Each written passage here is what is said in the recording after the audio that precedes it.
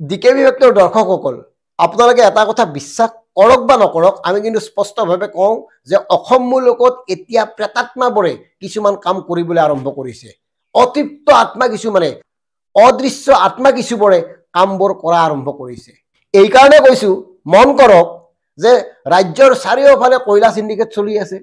প্ৰত্যেকেই জানে ইতিমধ্যে মাননীয় ডিজিপি মহোদয়ে অবৈধভাৱে চলি থকা কয়লা খনিবোৰ বন্ধও কৰিছে বন্ধ কৰাৰ বাবে অভিযান চলাইছে অথচ অবৈধ কয়লা খনি চলোৱা কিমানজন লোকক আজিৰ তাৰিখলৈ গ্ৰেপ্তাৰ কৰা হ'ল কক সাংবাদিকৰ ওপৰত কোনোবা এজনে এফআইআৰ দিছে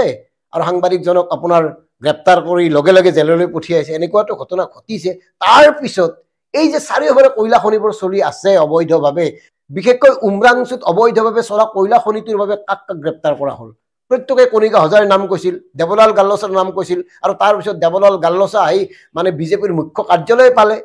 অথচ কোনো এজনক গ্ৰেপ্তাৰ নকৰিলে এজনক গ্ৰেপ্তাৰ কৰিছিল নেকি মেনেজাৰ নেকি এজনে দুজন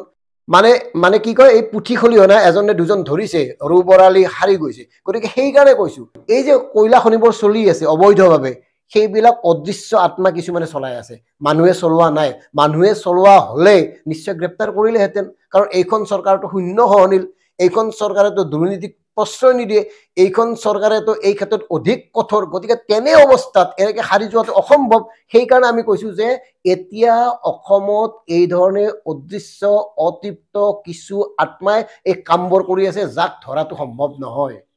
আৰু এটা কথা মন কৰিব উমৰাংচুৰ কয়লা খনিত যে আবদ্ধ হৈ আছিল সেই সকলোবোৰ শ্ৰমিক ওলালে ওলোৱা নাই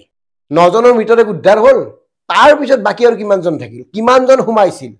মালিক কোন আছিল কোনে চলাইছিল কাৰ নেতৃত্বত কামবোৰ হৈ আছিল এই শ্ৰমিকবোৰ কোনে নিয়োগ কৰিছিল এই কথাবোৰ তো নলাল কৰি এই কথাবোৰ জানিব লাগিছিল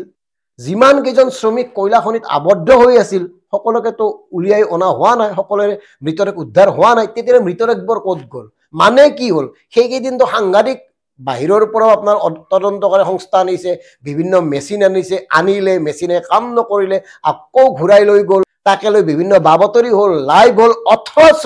লাইভ আজিলৈকে কিয় হোৱা নাই তাত থকা শ্ৰমিকবোৰ যে এতিয়ালৈকে উদ্ধাৰ হোৱা নাই এই বিষয়টোক লৈ বৰ্তমান কি পৰিস্থিতি হৈছে উমৰাংচুত আৰু উমৰাংচুত মৃত্যু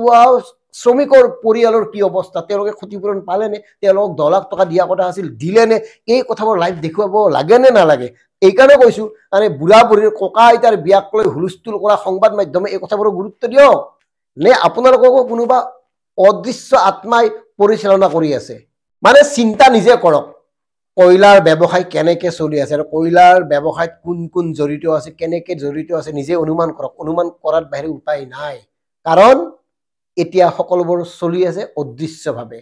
কাৰণ এইখন চৰকাৰৰ দিনত কোনো দুৰ্নীতি হোৱা নাই কোনো মানে সিন্ডিকেট চলা নাই কত একো অৰাজক পৰিৱেশ পৰিস্থিতিৰ সৃষ্টি হোৱা নাই সকলোবোৰ ঠিকই আছে আৰু সেই ঠিকই আছে বাবে এতিয়া অসম দপদপে আগবাঢ়ি আছে অসমত এতিয়া ফ্লাইঅভাৰৰ পিছত ফ্লাইঅভাৰ নিৰ্মাণ হৈয়েই আছে